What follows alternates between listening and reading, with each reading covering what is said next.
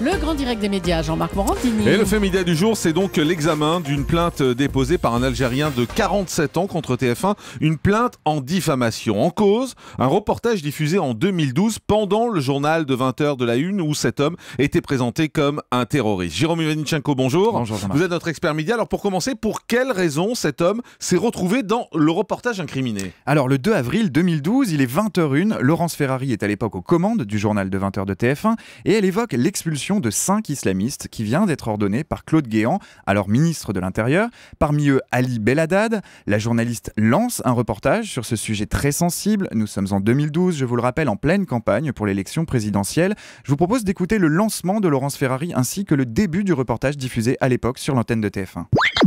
Dans l'actualité également, l'expulsion de 5 islamistes ordonnée par Claude Guéant, 3 imams radicaux et 2 militants islamistes qui sont soupçonnés par le ministère de l'Intérieur de tenir des prêches contre l'Occident et en faveur de la charia. Axel Girard et Axel Monnier. Ali Belhaddad, un des 2 islamistes expulsés aujourd'hui vers leur pays, avait déjà été condamné en 1997 dans le procès des attentats qui avaient coûté la vie à des touristes espagnols 3 ans plus tôt à Marrakech. Cet Algérien de 45 ans était en contact régulier avec d'anciens djihadistes passés par les camps d'entraînement en Afghanistan et au Pakistan.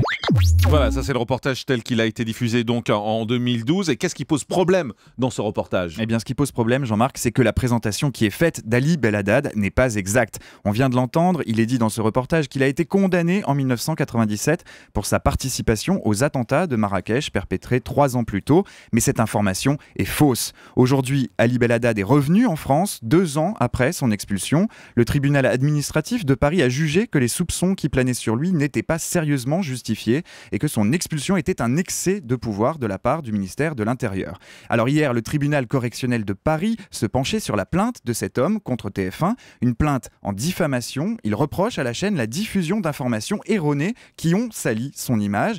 Mais ces informations, TF1 ne les sortait pas de son chapeau, Elles provenaient d'un organisme on ne peut plus officiel, puisqu'il s'agissait d'un communiqué diffusé par le ministère de l'Intérieur. Cela n'empêche pas l'analyse critique, me direz-vous, ce n'est pas faux, et c'est d'ailleurs la ligne tenue par l'avocat d'Ali Belhaddad. Dans cette affaire, le tribunal correctionnel de Paris rendra son jugement le 17 octobre prochain. Quant au directeur de cabinet de Claude Guéant qui avait rédigé le communiqué incriminé à l'origine de l'erreur, il sera jugé au mois de mars 2015. L'affaire est donc loin d'être close et on saura alors si, aux yeux de la loi, il est plus grave de diffuser une fausse information quand on est un ministère ou de la relayer quand on est le premier JT de France. Merci beaucoup Jérôme Ivanichenko. Le grand direct des médias, Jean-Marc Morandini.